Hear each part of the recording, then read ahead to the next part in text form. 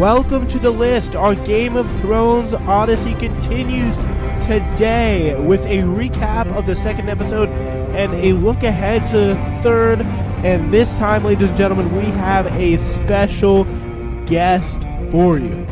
Ladies and gentlemen, Dirk Puleo joins us to talk the Thrones in what was probably one of the nicest, most heartwarming episodes you're really going to see in a franchise or series filled with guts, blood, and violence. We're going to break it down. Ladies and gentlemen, this is the list.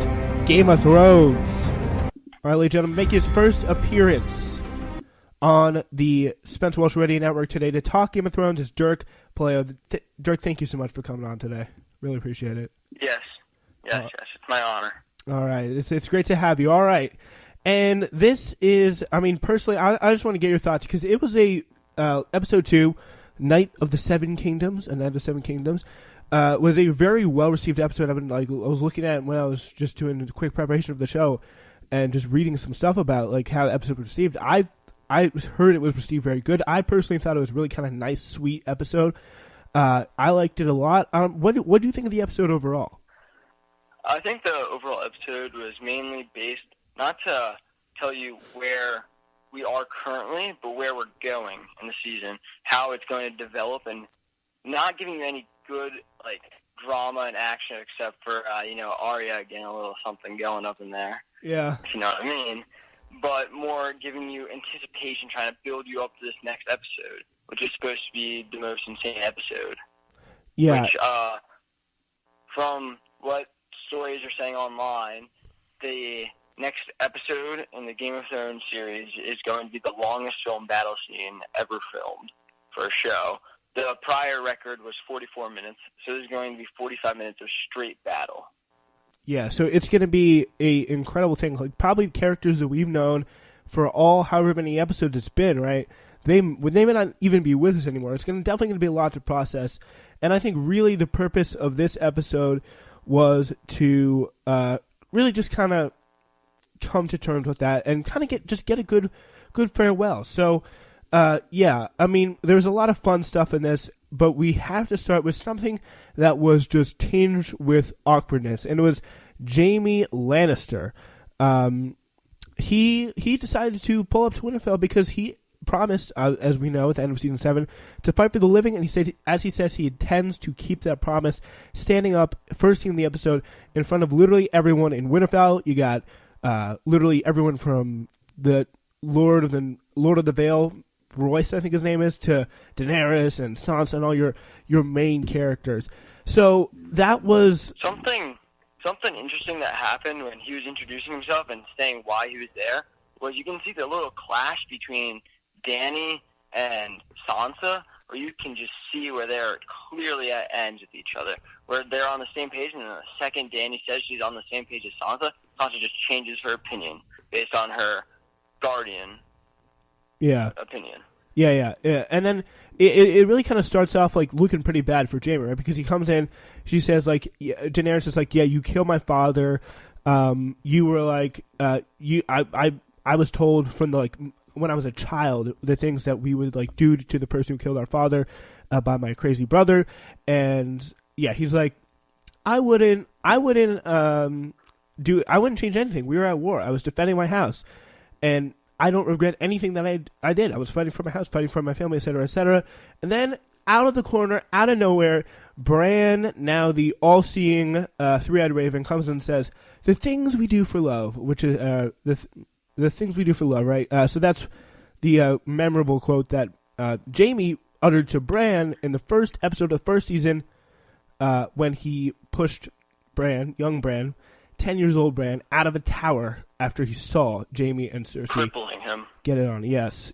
And he attempted really to kill him. He was crossing his fingers, if you remember those scenes that he had to kill him. So, yeah, just some of that moment was, you could just see the look on Jaime's face. He was ugh, please.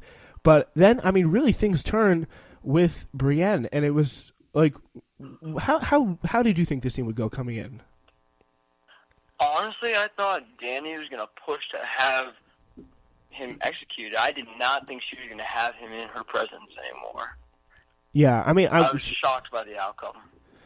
Really? Yeah, she knows that, like, her father was bad, but I don't think she knew that he was going to blow up all of King's Landing, right? That was something that only Jaime knows. Only Jaime's told, like, Brienne and a select few.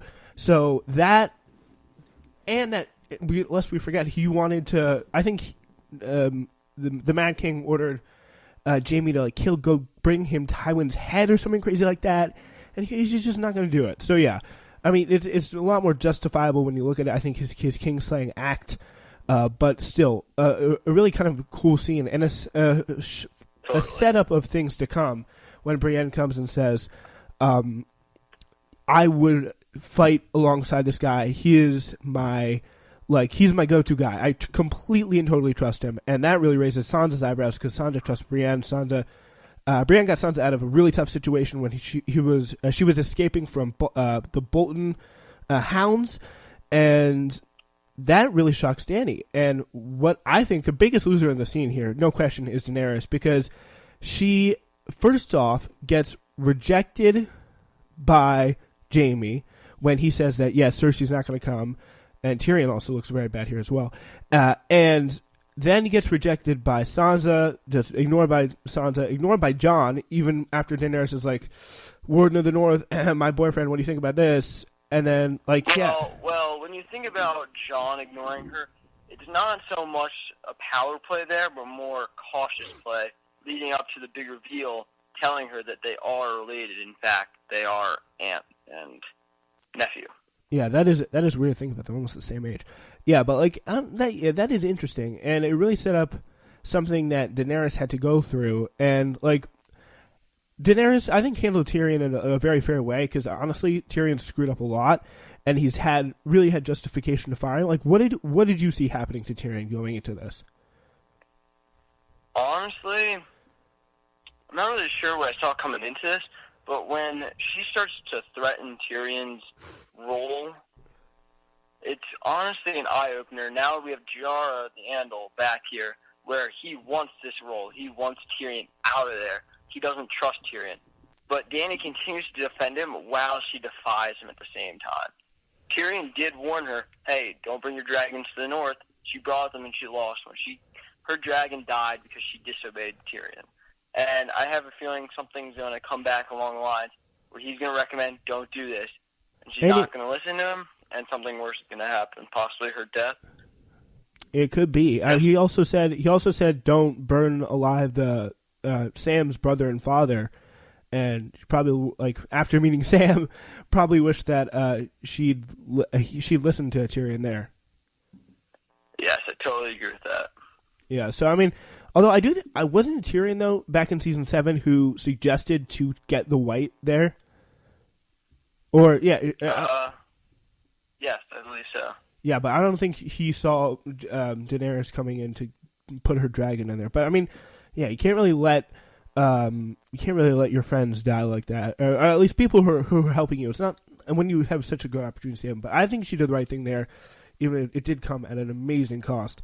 So another thing that's going on at the same time is down in King's Landing when Cersei's sitting there and her new army arrives,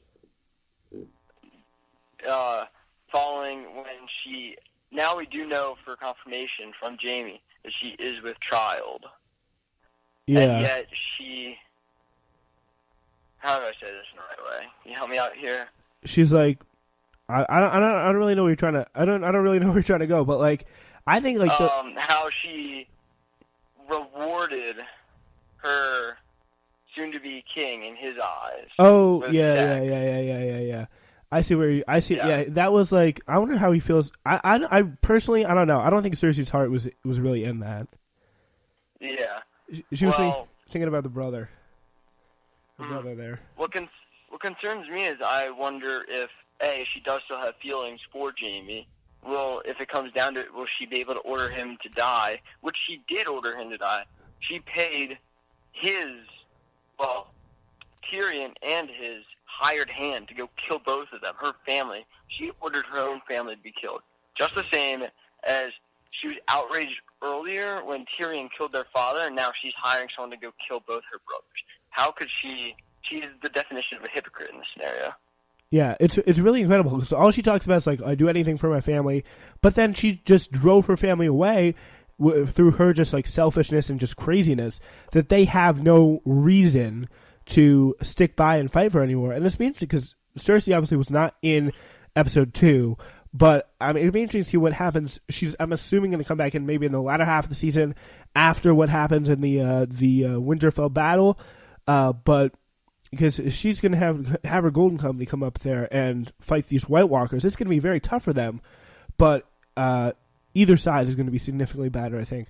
The victor is going to be better. It's going to be a tough and close fight, in my opinion. But that's all for next episode. But what I thought was really interesting was kind of a heart-to-heart that happened immediately after the tense moment in the main hall. Sansa and Daenerys, they went to the war room, that's just really literally brand new. We've never seen that, by the way.